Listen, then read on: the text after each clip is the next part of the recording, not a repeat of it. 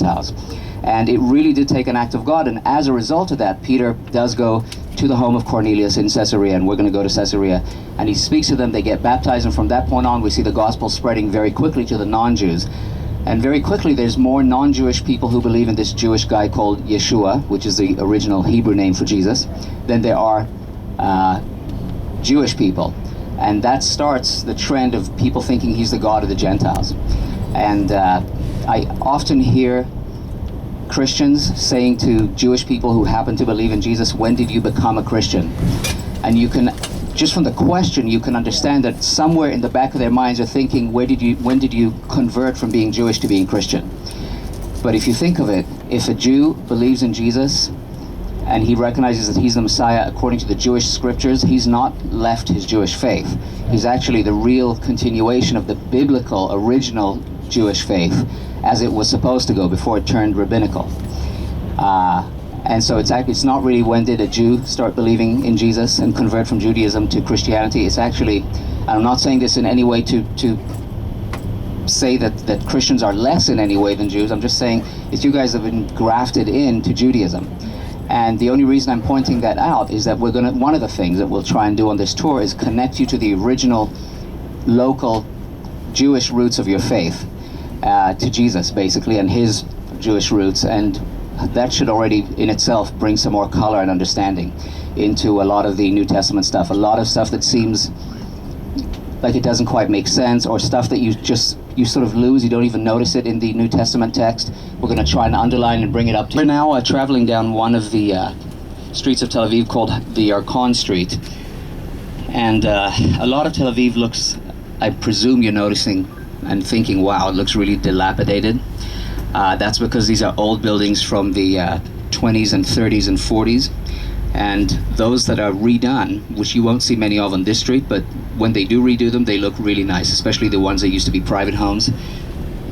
And then they go very, very expensive. Tel Aviv is a very expensive city anyway, so when they redo the buildings, they look completely different. If you look at some of them, like the one here on the left, which looks hideous right now, look at the shutters, look at the stonework, look at the balcony on the corner, the round corner.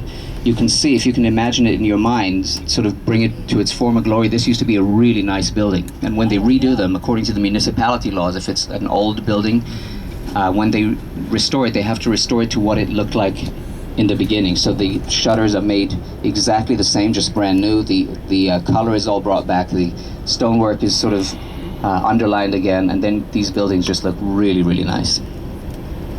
And by the way, when they do redo them, sometimes there's an apartment building that is built behind them, attached to the project, and they turn into very expensive apartments.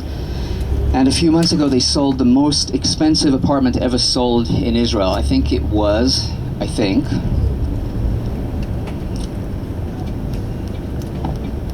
somewhere. I think it was for $60 million. An apartment. It was on this street, by the way. That's just to give you a little bit of an idea of how crazy prices are. Now they're not that way for all apartments. They're very expensive, but not in those ranges. This is your American Embassy, by the way, on the left. And I don't mean McDonald's. But prices do go pretty crazy. You're going to see a lot of embassies on this street because for some reason they've all chosen to be here. There's McDonald's. Civilization.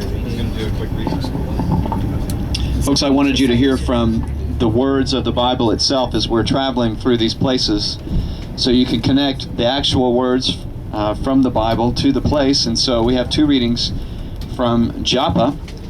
The first is in Jonah chapter 1.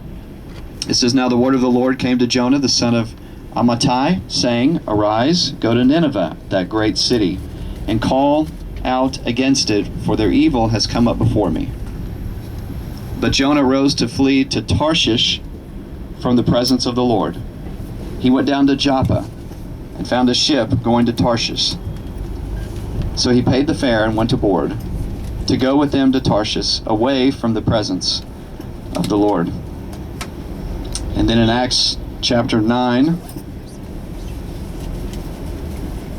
beginning in verse 36, Now there was in Joppa a disciple named Tabitha, which translated means Dorcas. She was full of good works and acts of charity.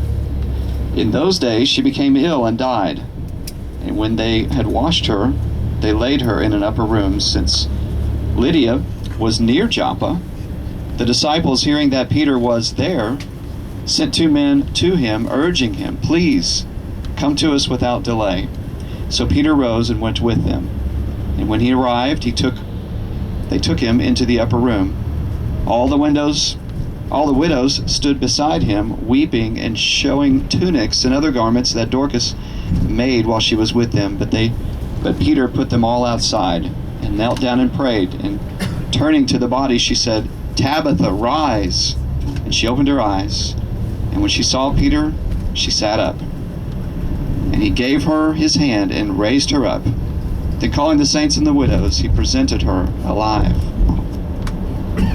It became known throughout all Joppa, and many believed in the Lord. And he stayed in Joppa for many days with one Simon, a tanner.